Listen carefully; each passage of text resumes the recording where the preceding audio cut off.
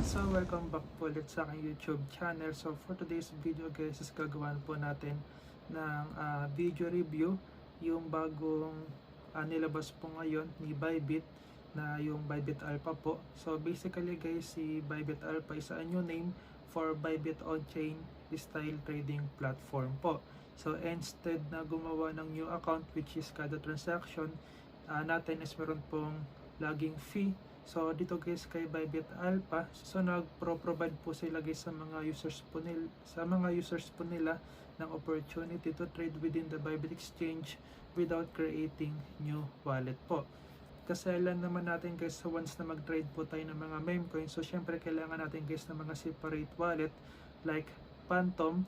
Then kailangan po natin guys ng mga decentralized platform like Jupiter para makapag-trade guys sa Solana or using Pump Fund. So dito guys kay Bybit, so pwede na po tayo makapag-buy or makapag-sell ng mga meme coin po. So yung kinagandahan lang guys kay Bybit Alpha, so yung mga token lang guys or mga meme coin na nakalist po dito is yung mga verified token na po. So hindi po sila guys nagli-list ng mga bagong create lang guys na token.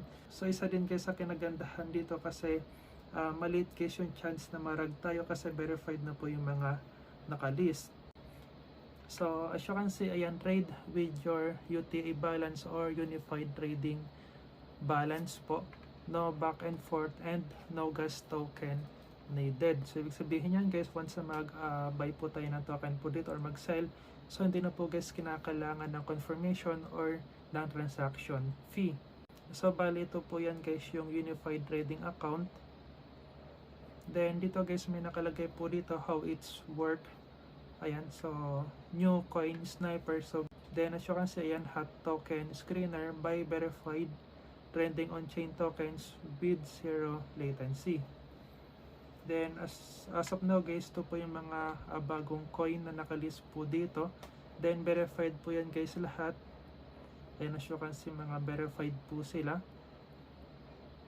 Then sa may baba may kita po natin dito yung liquidity pool or LP. So dito guys pwede po tayo maglagay sa liquidity pool. So syempre once na maglagay po tayo, so makakapag-earn po tayo guys ng APR percent or annual percentage yield po. So instead na may stock guys sa balance natin yung mga USDT or anong crypto man natin na meron dyan. So try nyo na din guys ilagay dito sa liquidity pool nila kasi nag-earn po yan per day. Then, andito din guys yung hot stocks and mga trending na meme coin po nila. So, once na-click po natin yan, ayan, so madadirect agad tayo guys sa market. So, as you can see, pwede po agad tayo guys makapag-buy or makapag-sell po dito. Then, nakalagay din guys sa may baba yung details ng token or ng meme coin po. Then, andito po guys yung contract address sa may baba lang guys ng symbol or ng pangalan ng token screener or token screener. So ayan siya guys, lumabas siya dito. Then verified din siya. So yan yung market. So instead na pumunta tayo guys sa mga token screener or DX screener, so direct na lang kayo guys sa Bybit kasi dito is all in one na po. So dito pwede po tayo guys makapag-check ng chart, makapag-buy, makapag-sell, then makapaghanap din guys ng mga bagong meme coin or token. Then sa may pinakababa, so bali to guys yung pools nila or yung LP na sinabi ko po sa inyo kanina. So may mga percentage yan guys, so kayo na po bahala kung saan po kayo dyan mag-invest or maglalagay ng LP or liquidity pool. And as you can see, latest token. So para makapag-trade, so click nyo lang guys yung trade. So for example, ito pong ayan, token na to. Then nakalagay lang guys dito yung buy and sell. So napaka simple lang guys ng UI design. So for example 10 USDT, gusto nyo mag-buy na itong token na to, so click nyo lang guys yung buy.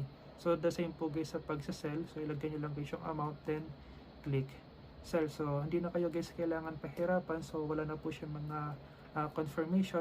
So automatic po agad guys na marireceive po natin sa balance po natin dito guys kay Bybit Exchange po. So ulitin ko guys, once na mag-buy tayo dito, so papasok po guys yung token sa UTA balance po natin or Unified Trading account po. Then sa may asset, so ayan guys, dito po natin makikita syempre yung balance po natin. So kung may mga katanungan kayo guys, so pa-comment na lamang po sa ating comment section.